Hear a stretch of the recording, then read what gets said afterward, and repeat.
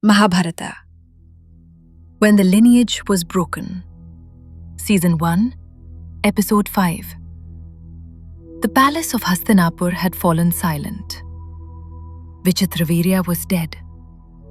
No sons followed him. No heir stepped forward. No child carried the blood of the Kuru kings. For the first time since the founding of the dynasty, the future itself seemed uncertain. Bhishma stood before the throne. The same Bhishma who had defeated kings. The same Bhishma whose vow shook the heavens. The same Bhishma who had never once failed in duty. And yet now, he was powerless. His strength could not create an heir. His wisdom could not change his vow. His sacrifice had protected the throne, but it had also sealed the dynasty's fate. Queen Satyavati watched all of this in silence. The kingdom needed a king, but more than that, it needed a future. Ministers whispered behind closed doors. Priests debated sacred law. Elders spoke of omens and portents, but none dared speak the truth aloud. Bhishma could rule, but Bhishma could never father a child.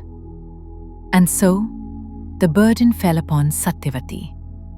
Long before she became queen, before palaces and crowns, Satyavati had lived a different life. She was once a fisherwoman's daughter, raised by the river, unknown to kings. In that life, she had encountered the sage Parashara. From that union, a child was born.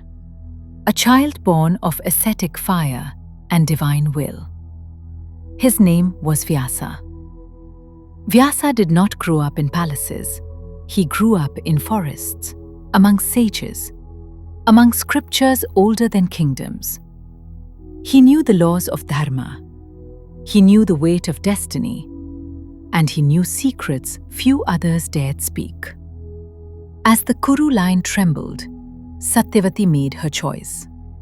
She summoned Vyasa to Hastinapur and revealed the truth to Bhishma. Bhishma listened, and for the first time, even he was shaken. What Satyavati proposed was not forbidden, but it was feared. An ancient practice used only when dynasties faced extinction. Niyoga. Through this rite, a woman could conceive a child, not through desire, but through duty.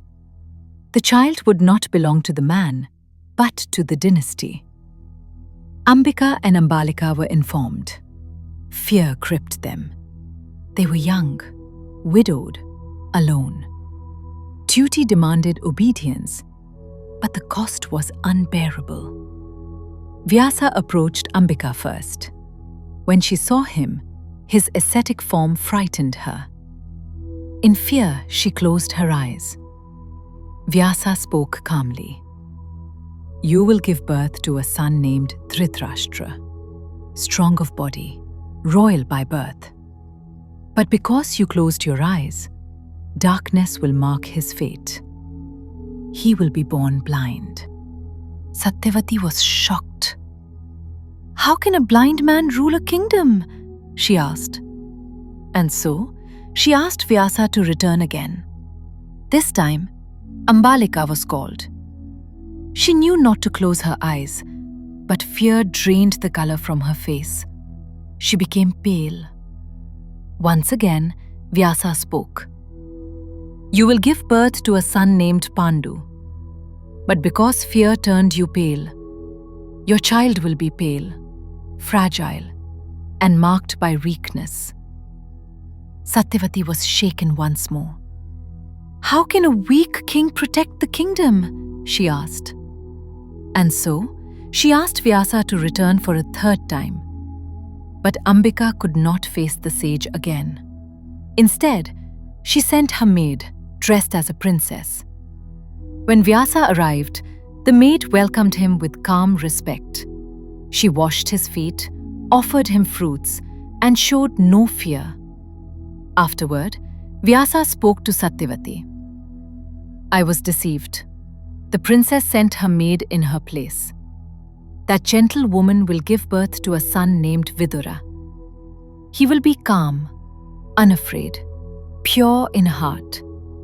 But mother, I will not return again to father any more children. 3 sons were born, 3 fates intertwined. The Kuru dynasty had survived, but it had not emerged unscarred. Dhritarashtra was the eldest, yet blind. Pandu was younger, yet frail. And Vidura, though the wisest of all, could never rule. Bhishma looked upon them and understood the truth. The dynasty had been saved, but at a terrible cost. The choices made in desperation had planted seeds of future suffering. Seeds that would grow into rivalry, into pride, into war. The Mahabharata was no longer a tale of vows alone. It had become a story of birth, of consequence, and of destinies shaped before choice was ever given. And far in the future, on a field called Kurukshetra, these choices would demand their price.